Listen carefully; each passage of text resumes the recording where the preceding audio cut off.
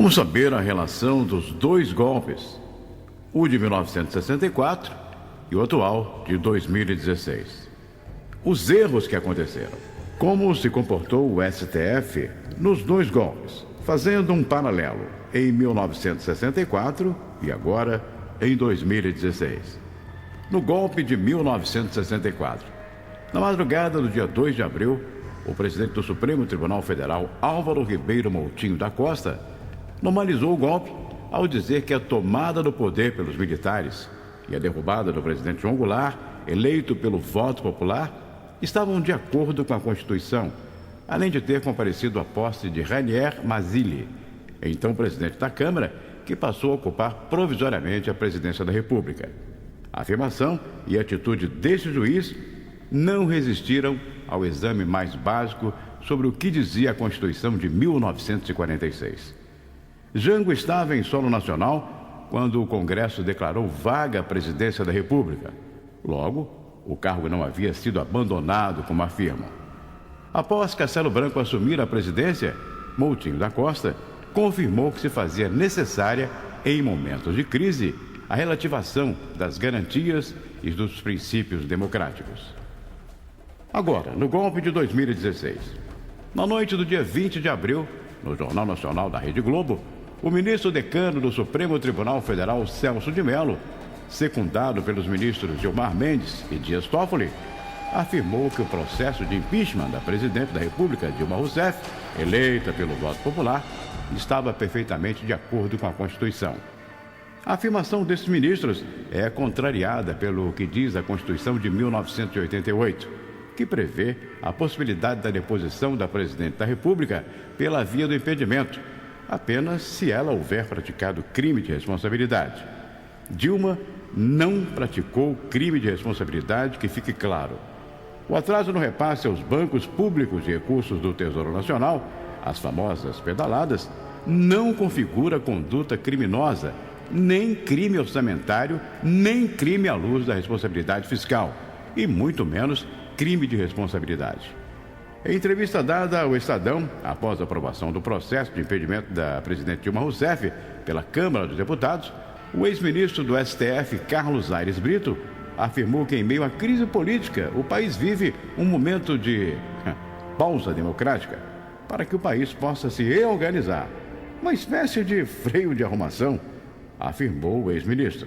Vamos saber agora como se comportou o Congresso Nacional no golpe de 1964. No dia 2 de abril de 1964, o presidente da Câmara dos Deputados, Ranier Mazzilli, declara vaga a presidência da República, mesmo o presidente João Goulart estando em território nacional e mesmo não tendo Jango renunciado à presidência. No dia 11 de abril, o Marechal Castelo Branco, eleito presidente da República do Brasil pela via do voto indireto, praticado pelo Congresso Nacional, obtendo 361 votos favoráveis, com 72 abstenções, 37 ausências e 5 votos contrários. Tais fatos revelam que o golpe civil-militar também revestiu-se do caráter de um golpe parlamentar, à medida em que o Congresso Nacional violou flagrantemente a Constituição de 1946, ao chancelar a deposição de um presidente eleito pelo voto popular, sem a ocorrência de nenhuma das causas previstas no texto constitucional para sua deposição. E, em seguida, promoveu eleições indiretas para presidente da República, sem que houvesse qualquer previsão constitucional nesse sentido. E no golpe de 2016? No dia 2 de dezembro de 2015, o presidente da Câmara dos Deputados, Eduardo Cunha, que está aí realmente indiciado em vários processos, várias suspeitas de lavagem de dinheiro, contas no exterior, mas quando ele aceitou o pedido de impedimento contra a presidente Dilma Rousseff, contudo, o pedido não apresentou a existência da prática de crime de responsabilidade por parte da presidente. Única causa prevista na Constituição de 1988, eu disse única causa prevista como justificativa para o seu impedimento. O pedido foi aceito como vingança, pois ocorreu momentos depois que os deputados do PT declararam que votariam contra o presidente da Câmara na Comissão de Ética da Casa Legislativa. No dia 17 de abril de 2016, ocorre sessão plenária de votação do parecer favorável, aprovado pela comissão especial constituída ao impedimento da presidente Dilma. O pedido é aprovado pela Câmara com 367 votos a favor, 137 contra, 7 abstenções e 2 ausências. Nas manifestações dos parlamentares para justificar o voto, pouco se tratou da acusação da prática de crime de responsabilidade da presidente Dilma. O que a esmagadora maioria dos deputados disseram foram homenagens a membros da família, acusações de corrupção à presidente, não mencionadas no pedido cuja aceitação se votava, e até homenagens a notórios torturadores da ditadura civil-militar, por Bolsonaro, que homenageou o coronel Ustra, espetáculo que chocou a sociedade. Até mesmo aqueles favoráveis à deposição da presidente Dilma. A aprovação do pedido na Câmara representou um momento culminante para o afastamento da presidente pelo Senado Federal, tornando-o praticamente irreversível, sob o ponto de vista político. O golpe ainda em curso, portanto, tem um caráter inegavelmente parlamentar. E agora vamos saber como se comportou a mídia no golpe de 1964. Ao longo do ano de 1964, antes que o golpe de Estado fosse dado, Roberto Marinho conspirava com políticos. Também com empresários e militares, golpistas e seu jornal, O Globo, assim como quase todos os outros jornais da grande mídia, e entre eles a Folha de São Paulo e o Estadão, além de revistas como O Cruzeiro, de Assis Chateaubriand, estampava sucessivas manchetes que incitavam o golpe. O editorial de 2 de abril de 1964 festejou o golpe de Estado sob o argumento de que se salvava a democracia e se tratava de movimento apartidário, com apelos para que o Congresso votasse com rapidez as medidas necessárias, como a eleição indireta para presidente, e que tudo transcorria de acordo com a Constituição e com legalidade. Roberto Marinho continuou conspirando com os líderes do golpe para que o mandato de Castelo Branco fosse prorrogado e as eleições de 1965 canceladas em definitivo. Em editorial do dia 31 de agosto de 2013, o jornal O Globo reconhece que foi um erro ter apoiado o golpe de 1964. Será que reconheceu? Ainda que o mesmo texto procure justificar o seu erro. Ou seja, tudo igual como dantes. E no golpe de 2016, como aconteceu? Como se comportou a mídia? Ao longo do ano de 2016, antes que o golpe de Estado fosse dado, João Roberto Marinho conspirava com políticos, empresários, procuradores de juízes, golpistas, e o seu jornal O Globo estampava sucessivas manchetes editoriais de apoio ao golpe parlamentar. Assim como fizeram também quase todos os jornais da grande mídia, entre eles a mesma Folha de São Paulo, o Estadão e a revista Veja. A Rede Globo de televisão teve papel decisivo e protagonista por meio, principalmente, dos seus programas e notícias, além do jornalismo maciço, bem como o canal por assinatura Globo News. O Jornal Nacional dedicou edições inteiras para noticiar e analisar vazamentos seletivos e escutas ilegais enviadas diretamente pelo juiz partidário Sérgio Moro, responsável pela Operação Lava Jato. Também deu destaque para investigações ainda em andamento do Ministério Público Federal, voltadas contra o ex-presidente Lula, seu partido e o governo da presidente Dilma. Ao mesmo passo em que dava pouco espaço e importância às denúncias e delações envolvendo empresários que apoiavam a oposição e políticos de oposição, entre eles o candidato do PSDB, derrotado em 2014, Aécio Neves. Construiu-se um trabalho em equipe entre Ministério Público Federal, Judiciário Federal e a mídia golpista, em especial a Rede Globo, mas também com a participação adesiva da Rede Bandeirantes, da Record e, em menor medida, do SBT. O auge do espetáculo midiático ocorreu na noite do dia 16 de março, quando Sérgio Moro envia grampos ilegais feitos na própria presidência da República diretamente para a Rede Globo de televisão para que ela fizesse o show no Jornal Nacional. Contendo conversas particulares e privadas que são expostas à execração pública no mesmo noticiário, o Jornal Nacional.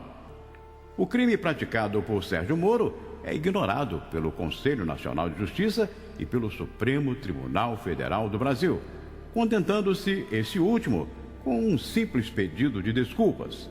A Rede Globo não admite que seja um golpe a deposição da presidente em 2016 e não reconhece sua cobertura, que ela é tendenciosa e parcial.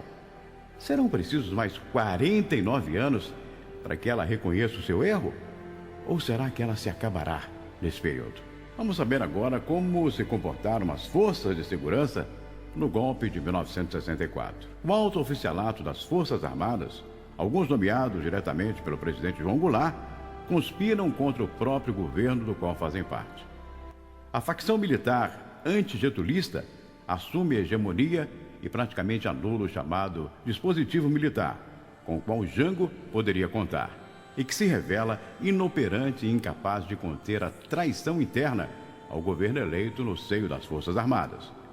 Os tanques são colocados nas ruas e o golpe parlamentar obtém a segurança das armas para prosseguir em frente. E no golpe de 2016? Amplos setores da Polícia Federal, em trabalho conjunto com o Judiciário e o Ministério Público Federal, levam adiante operações de investigação, prisões e de execução de mandatos de busca e apreensão que se voltam prioritariamente contra o próprio governo da presidente eleita e do seu partido, assumindo explicitamente um viés seletivo, apoiado basicamente em delações de corrupção obtidas a partir de provisões provisórias sem prazo para acabarem, além de praticarem inúmeras ações ilegais e irregulares, como vazamento para a imprensa, prisões baseadas somente em indícios frágeis e escutas ilegais. O ministro da Justiça, José Eduardo Cardoso, então comandante da Polícia Federal, revela-se incapaz de coibir tais abusos e ilegalidades. Os policiais e delegados responsáveis por essas operações, abrangidas pela Lava Jato, anunciam em redes sociais sua filiação política abertamente, escancaradamente, descaradamente à oposição derrotada nas urnas. As caminhonetes da Polícia Federal, pagas com o nosso dinheiro, e seus agentes, pagos também com o nosso dinheiro, são colocados nas ruas e o golpe parlamentar obtém a segurança do Estado, polialesco e autoritário para prosseguir. E como agir nos movimentos de classe média no golpe de 1964? Setores da classe média brasileira, estimulados pela Igreja Católica, empresários e meios de comunicação, vão às ruas pedir a deposição do presidente eleito. Tais mobilizações ficaram conhecidas pelo nome de Marcha com Deus, pela Família e pela Propriedade. E receberam farto financiamento de empresários brasileiros, em especial da Fiesp, a mesma do Pato, a mesma do SCAF de hoje. Quem é que pagou o Pato na época e vai pagar agora? Houve também a participação de empresários dos Estados Unidos e do próprio governo americano, através do IPES e do IBAD, institutos de fachada que serviam como canal de financiamento para parlamentares, para propagandas e filmetes exibidos na televisão e também nos cinemas, para centenas de programas de rádio e para as marchas da classe média, todos contrários ao governo João Goulart. O perfil das pessoas que compunham essas marchas eram de pessoas brancas, com educação formal, completa e de nível de renda médio a alto. As principais bandeiras empunhadas por esses manifestantes, além da saída de João Goulart, eram o combate à corrupção, ao comunismo e o apoio à intervenção das Forças Armadas. E como se comportam, então, esses mesmos movimentos da classe média agora, no golpe de 2016? Setores da classe média brasileira, estimulados por empresários e meios de comunicação, vão às ruas pedir a deposição da presidente eleita. Tais mobilizações procuraram explicitamente reeditar as marchas com Deus, pela família e pela prosperidade, e receberam farto financiamento de empresários brasileiros, em especial da mesma Fiesp, do SCAF e do Pato, e de milionários dos Estados Unidos, como os irmãos Koch, financiadores da organização Students for Liberty, e empresários que atuam na exploração de óleo, gás e refino do petróleo. Tal financiamento se deu especialmente através de organizações como o Movimento Brasil Livre e o Vem Pra Rua. O perfil das pessoas que compunham essas marchas era de pessoas brancas, com educação formal completa e de nível de renda médio alto. As principais bandeiras empunhadas por esses manifestantes, além da saída de Dilma Rousseff, era o combate à corrupção, ao comunismo e o apoio à intervenção das Forças Armadas. Alguma semelhança? Toda, não? E como foi a participação dos Estados Unidos diretamente no golpe de 1964? E muita gente pensa que é lenda, mas é verdade. Desde o final da Segunda Guerra Mundial, os Estados Unidos manteve estreito contato com as Forças Armadas brasileiras, promovendo o treinamento militar e formação com base na doutrina de segurança nacional, buscando igualmente transmitir técnicas de tortura e interrogatório, além de estratégias de guerra interna para combater o dito comunismo. Os Estados Unidos atuou também financiando ações golpistas internas via IPES e IBAD, já que o governo João Goulart empreendia medidas que batiam de frente com os interesses dos americanos, como limitação de remessa de lucros das empresas estrangeiras situadas no país, legislação protecionista ao trabalhador e atividade sindical, alinhamento comercial com a China e ampliação do monopólio da Petrobras. Os Estados Unidos da América enviaram tropas e navios à costa brasileira para apoiar o golpe de Estado de 64, caso o presidente João Goulart decidisse reagir com as forças que lhe eram fiéis. E, por fim, os Estados Unidos foram o primeiro país a reconhecer o governo usurpador instalado após o golpe de Estado. E no golpe de 2016, como os Estados Unidos estão intervindo de maneira grosseira e criminosa? Desde pelo menos 2009, os Estados Unidos manteve estreito contato com setores do Judiciário e do Ministério Público Federal do Brasil, incluindo, é claro, o juiz Sérgio Moro e procuradores da Força-Tarefa da Operação Lava Jato, promovendo treinamento e formação em torno do combate à corrupção e de medidas de contra-terrorismo, buscando transmitir técnicas de negociação de delações, interrogatórios e outras práticas que relativizam os direitos e garantias fundamentais dos investigados, no melhor estilo do policial, o filmeco Law and Order. Por meio de convênios de cooperação internacional entre o Ministério Público Federal e o governo americano, documentos relacionados à Operação Lava Jato são compartilhados. Os Estados Unidos também atuaram financiando grupos dissidentes ao governo de Dilma Rousseff, já que esse empreendia medidas que batiam de frente com os interesses americanos, como a manutenção da exclusividade ou preferência da Petrobras para explorar o pré-sal e o alinhamento comercial e político a países como China e Rússia, com os quais criou uma alternativa de financiamento e hegemonia internacional, juntamente com a Índia e a África do Sul, conhecida como BRICS. Os Estados Unidos também realizou, por meio do programa NSA, denunciado por Edward Snowden, ampla espionagem de e-mails e comunicações envolvendo todo o governo brasileiro, em particular a presidência da República e a presidente Dilma Rousseff. E como foi feito para retirar o governo das mãos daqueles que o ganharam de forma democrática? Em 1964, o governo do presidente João Goulart possuía um amplo programa de reformas sociais para diminuir a desigualdade no país, batizado de reformas de base. O programa visava realizar a reforma agrária, limitar a remessa de lucros de empresas estrangeiras no Brasil, ampliar o monopólio da Petrobras, garantir o direito de voto aos analfabetos e aos militares de baixa patente, legalizar o Partido Comunista e implementar programas nacionais de alfabetização ou formação para a cidadania, facilitar o crédito para a aquisição da casa própria, valorizar o magistério e o ensino público em todos os níveis, promover a reforma fiscal para a carga tributária ser distribuída de forma mais justa, proporcional e igualitária. Também ampliar o acesso ao crédito aos pequenos e médios produtores e nacionalizar os serviços de energia elétrica, de refino do petróleo e químico farmacêutico. O pretexto para o golpe foi ofensa à hierarquia militar, quando Jango apoiou o pleito de militares da Marinha de baixa patente por direitos básicos, como o de poder se casar sem necessitar de autorização do superior hierárquico. Tal pretexto não estava previsto na Constituição de 1946 como causa legítima de deposição do presidente eleito. E no golpe de 2016?